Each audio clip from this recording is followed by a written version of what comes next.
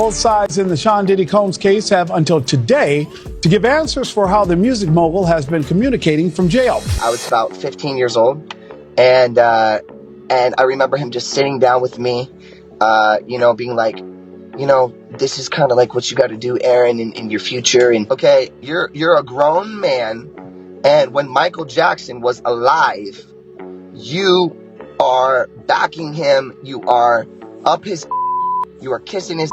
The day will come when we will name names other than Sean Combs, and there's a lot of names.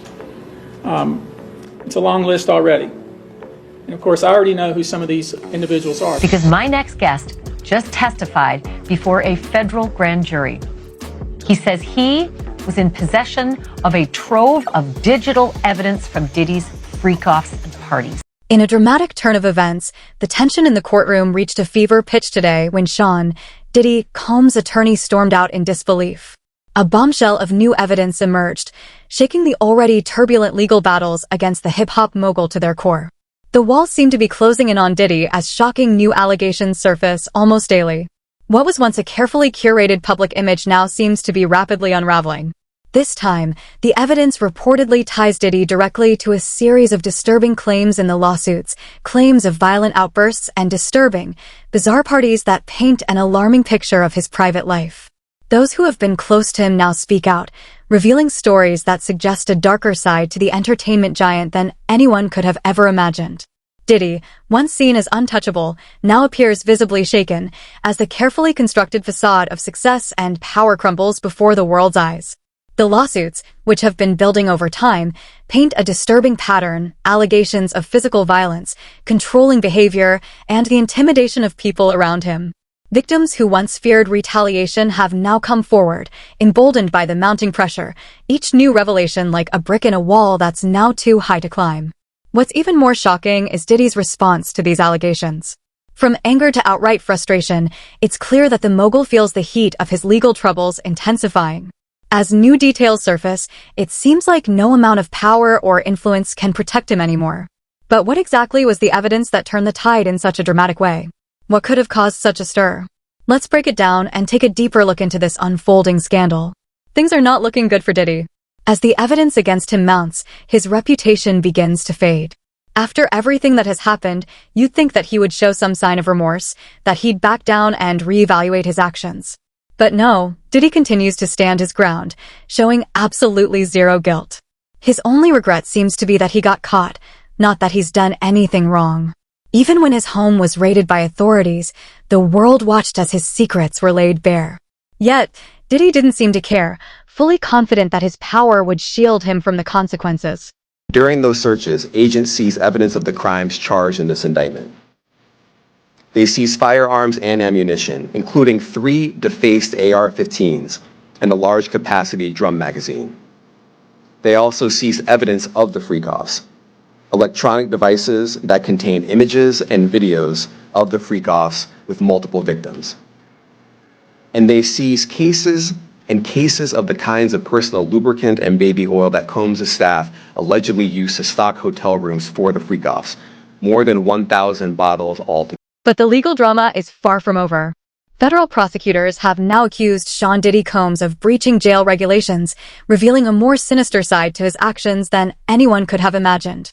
Despite being behind bars, Combs allegedly manipulated the legal process, attempting to influence witnesses and even sway the potential jury pool for his upcoming trial. This latest accusation comes from a court document filed on Friday, adding fuel to an already volatile case. Even behind bars at the Brooklyn Metropolitan Detention Center, the 55-year-old music mogul appears to be pulling strings, raising serious concerns about the extent of his influence, even when incarcerated. Facing charges of racketeering, trafficking, and facilitating illegal activities, Diddy has entered a plea of not guilty. But his legal troubles only seem to grow. His legal team has been fighting tirelessly to secure his release, filing motion after motion to overturn his detention, but their efforts have been met with resistance. Prosecutors, meanwhile, argue that his actions while in custody only reinforce the need for him to remain behind bars. In their filings with the Southern District of New York, prosecutors accuse Combs of attempting to obstruct justice, citing his alleged interference with witnesses and efforts to manipulate public opinion through social media. This calculated strategy has shocked many, adding another layer of controversy to an already high-profile case. But what makes the situation even more precarious for Diddy is that he's not just facing legal battles. His reputation is on the line, with the public closely watching every development. As the legal battle intensifies, questions about accountability in the entertainment industry rise to the forefront. How far does Diddy's influence stretch? Will his ability to manipulate the system hold up in the face of these serious charges? These questions only grow more pressing as both sides prepare for the next phase of the legal fight. Prosecutors are determined to hold him accountable, while his defense team is fighting just as hard to secure his release. With the stakes so high, the court's response to these allegations will play a pivotal role in the course of the trial. The controversy surrounding Diddy's actions behind bars only adds urgency to the case. For now, Diddy remains behind bars, his reputation hanging by a thread, with everything on the line as the trial date approaches. Why is that not a fair outcome?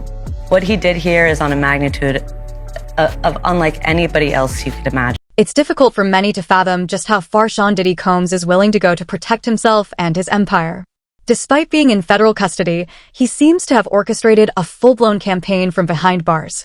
The fact that he allegedly tried to manipulate the media, contact potential witnesses, and even shape the public narrative while detained has left many stunned. His actions defy all logic, showcasing a level of control and arrogance that's almost impossible to comprehend. While many would be cowering in fear, knowing their freedom is at risk, Diddy seems to have only doubled down on his efforts to maintain his public image and secure his freedom.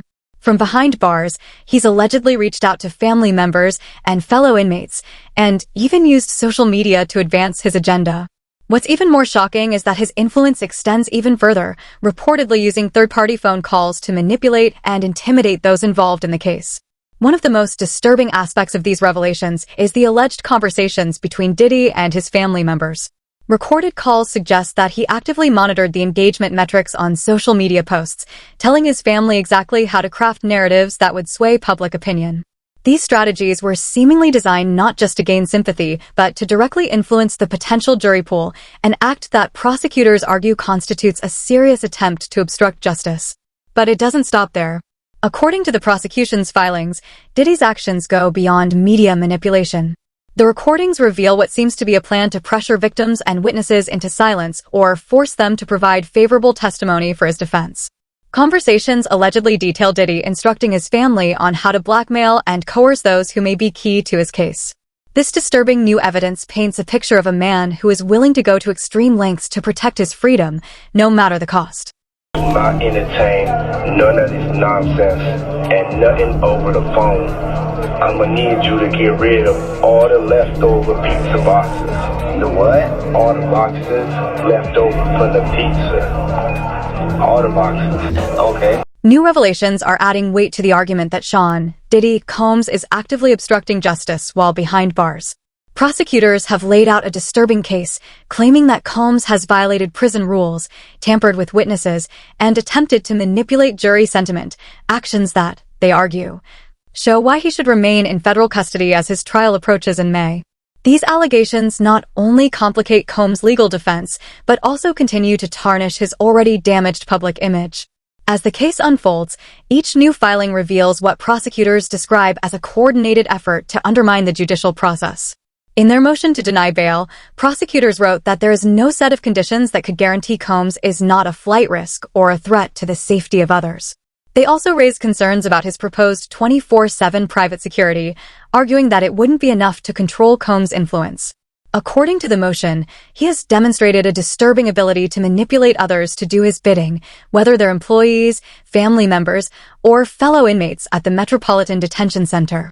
Combs' legal team has fought to secure his release, but their efforts have been met with repeated failures. The most recent ruling came on November 27th, when a judge denied his third attempt at bail. According to NBC News, the judge ruled that no conditions could adequately ensure the safety of the community if Combs were to be released.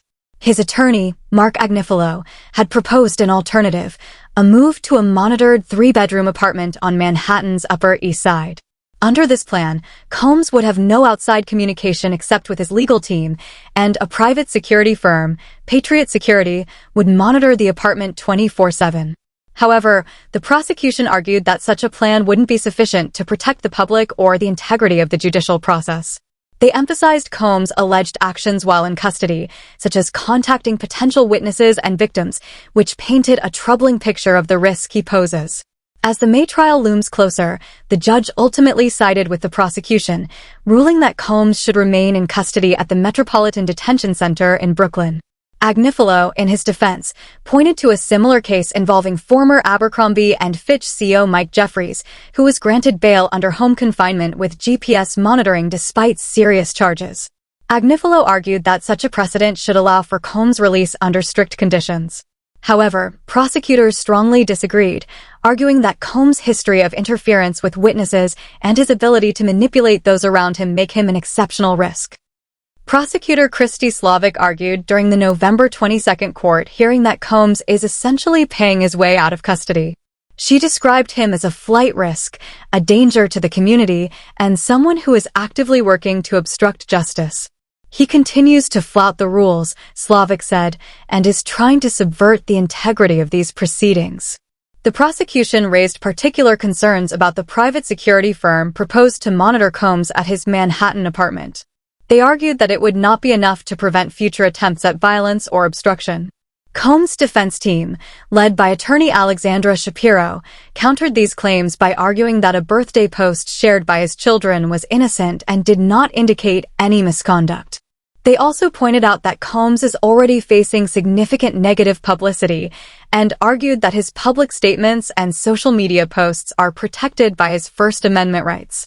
The defense insisted that with strict conditions like private security and limited communication, Combs would have no opportunity to interfere with the case. Despite these defenses, the judge sided with the prosecution. The ruling to deny Combs' release sends a strong message about the seriousness of the case and the potential danger he poses.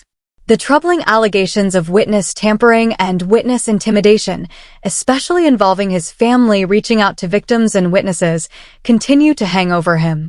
And then sometimes when Kim lived on 70th something street, and I would go upstairs with Diddy, you could hear the hallway. And I would just shake my head when he come out or whatever, and Kim would be in the house. And it's always about where she was at or who she was dealing with. The question on everyone's mind is, if someone is capable of influencing people and attempting to tamper with witnesses while locked up, what's stopping them from doing the same thing once they're free? The fear is real. If Combs is already orchestrating such efforts from behind bars, imagine what he could do once he's released. The level of control he could have would be frightening, and the risk to those involved in his case could escalate even further. If he's manipulating the system while incarcerated, it's terrifying to think about the lengths he could go to when free. It's not just a legal issue, it's a matter of the safety and well-being of the victims and witnesses. The decision to keep him in custody might feel extreme to some, but when you take into account the actions he's allegedly taken, it seems like a necessary measure to ensure that the judicial process is protected.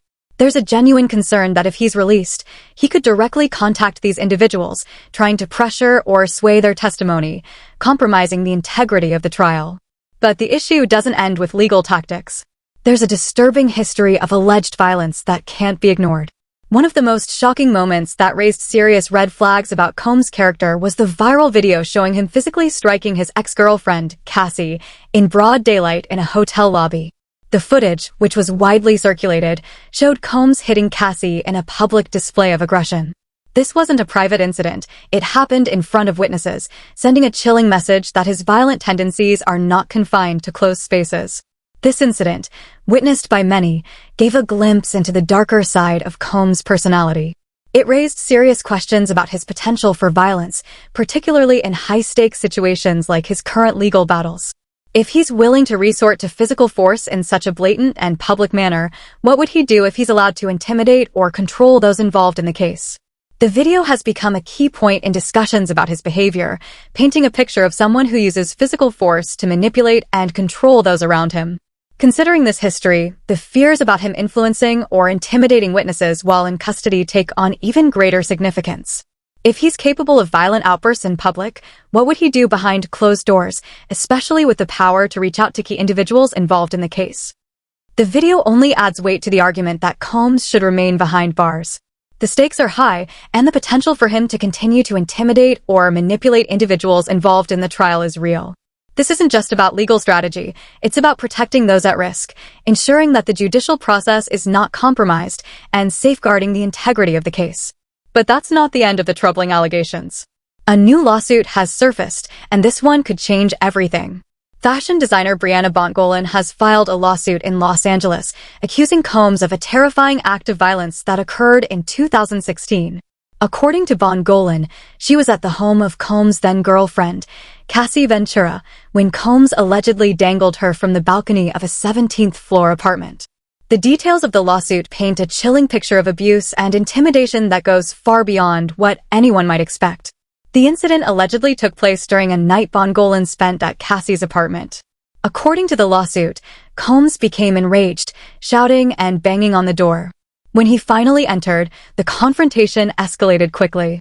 The lawsuit claims that Combs grabbed Bontgolan, lifted her, and dangled her over the edge of the balcony. This terrifying allegation is just the latest in a long list of lawsuits accusing Combs of violent behavior, including threats, intimidation, and physical harm. These claims continue to paint a disturbing picture of Combs' actions during this time. According to Bontgolan's lawsuit, at the time of the alleged incident, she weighed around 100 pounds, making her physically vulnerable and less capable of defending herself. Despite her desperate attempts to resist, Combs allegedly overpowered her with ease, highlighting a stark imbalance of power during the encounter. Things reportedly escalated even further when Cassie came outside to intervene, and Combs allegedly reacted by pulling Bontgolan back over the balcony ledge and slamming her onto the patio furniture. This graphic and unsettling account of the alleged attack is a clear example of Combs' violent tendencies and control issues. It raises the alarming question: if he's willing to act so aggressively and publicly, what might he do if he's freed from prison and able to manipulate the situation from behind the scenes? Combs' representative has firmly denied the allegations, claiming that they will ultimately be proven baseless. They argue that anyone has the right to file a lawsuit regardless of the evidence. Combs has maintained his faith in the judicial system, suggesting that the truth will come out in court and that these allegations will be disproven. But as more and more lawsuits pile up, the questions surrounding Combs' behavior are only growing louder.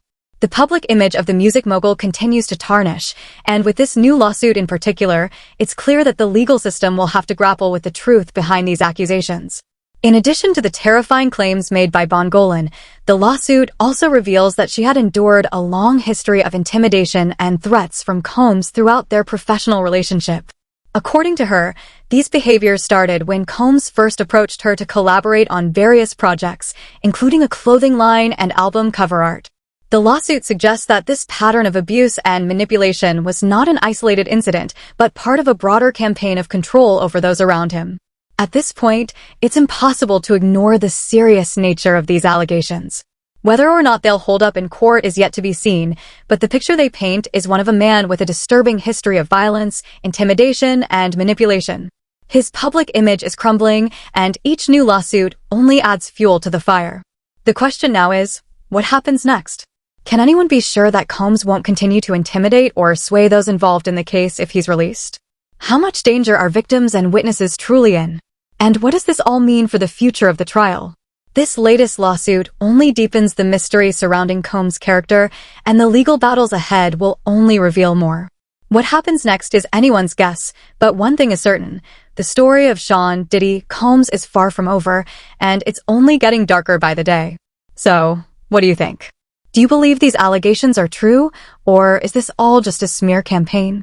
Let us know your thoughts in the comments below. If you found this video informative, don't forget to hit the like button, subscribe, and turn on the notification bell so you don't miss the next update.